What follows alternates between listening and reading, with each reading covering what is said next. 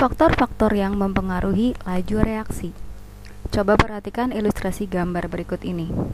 Banyak reaksi berlangsung dalam kecepatan yang berbeda-beda bergantung pada keadaannya. Ada dua mobil, yang satu di luar garasi, yang satu ada di dalam garasi. Pertanyaannya, manakah yang lebih cepat berkarat? Ya, sudah pasti yang lebih cepat berkarat adalah yang ada di luar. Karena mungkin terkena hujan, terkena sinar matahari, dan lain sebagainya.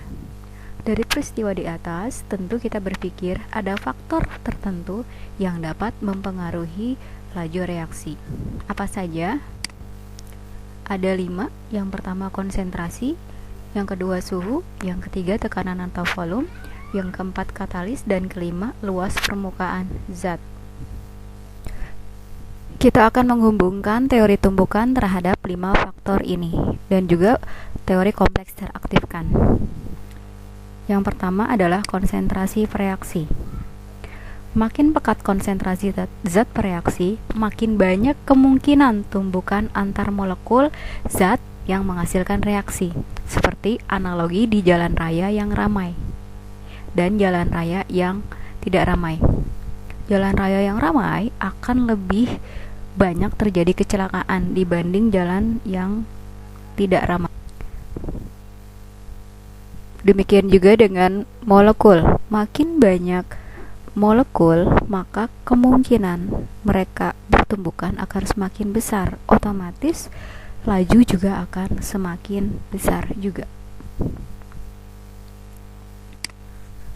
Yang kedua adalah pengaruh suhu. Pengaruh suhu berhubungan dengan energi kinetik. Suhu yang bertambah otomatis akan membuat energi kinetik atau energi gerak dari molekul bertambah. Perhatikan ilustrasi berikut ini. Saya akan naikkan suhu. Pengaruhnya terhadap kecepatan reaksi gimana? Kecepatan molekul? Ya, semakin besar suhu, maka kecepatan pergerakan dari molekul akan semakin besar, sehingga energi kinetik pun akan semakin besar. Energi kinetik ada hubungannya dengan energi aktivasi. Energi minimum yang dibutuhkan agar terjadi reaksi. Makin besar energi kinetik, maka jumlah tumbukan yang melampaui energi kinetik, melampaui energi aktivasi, akan semakin besar. Dan makin besar pula kemungkinan terjadinya reaksi. Sehingga otomatis suhu diperbesar, laju reaksi juga semakin besar.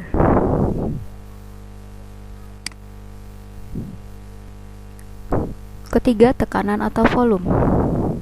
Perhatikan ilustrasi berikut ini. Ketika tekanan kita perbesar dan volume kita perkecil, apa yang terjadi? Pergerakan molekul semakin cepat dan jarak antar molekul semakin dekat, sehingga kemungkinan tumbukan terjadi akan semakin besar. Tumbukan terjadi semakin besar, maka reaksi akan semakin cepat.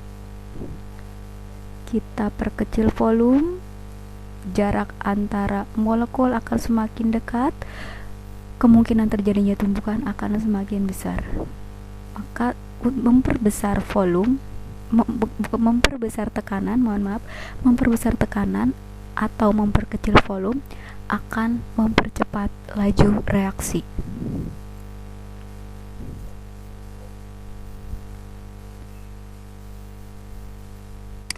Yang keempat adalah katalis. Katalis adalah zat yang dapat mempercepat suatu jenis reaksi.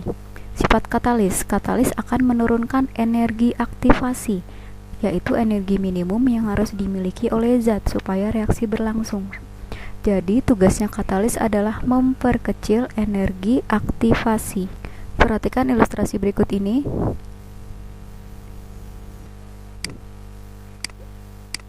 Ya, ada reaksi dengan EA1, EA2, dan EA3.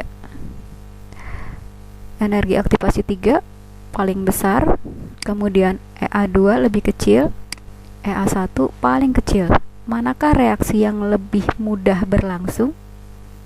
Seandainya kita adalah seorang yang berdiri di sini, kemudian kita akan melewati bukit ini menuju sini, manakah yang lebih mudah untuk kita lewati? Yang EA-nya besar atau EA-nya kecil? Sudah pasti yang EA-nya kecil. Ya, itu adalah fungsi dari katalis, memperkecil energi aktivasi. Makin kecil energi aktivasi, makin mudah terjadinya reaksi, dan reaksi akan makin cepat. Terakhir adalah luas permukaan sentuh. Bandingkan antara reaksi serbuk besi dengan batang besi terhadap HCl. Serbuk besi yang kecil-kecil ini, perhatikan gelembung gasnya lebih banyak daripada yang batang besi. Kok bisa seperti itu?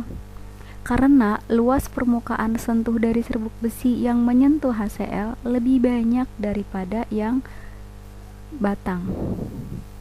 Otomatis kemungkinan serbuk besi menyentuh atau bereaksi dengan HCl akan lebih banyak ya, tumbukannya juga akan lebih banyak.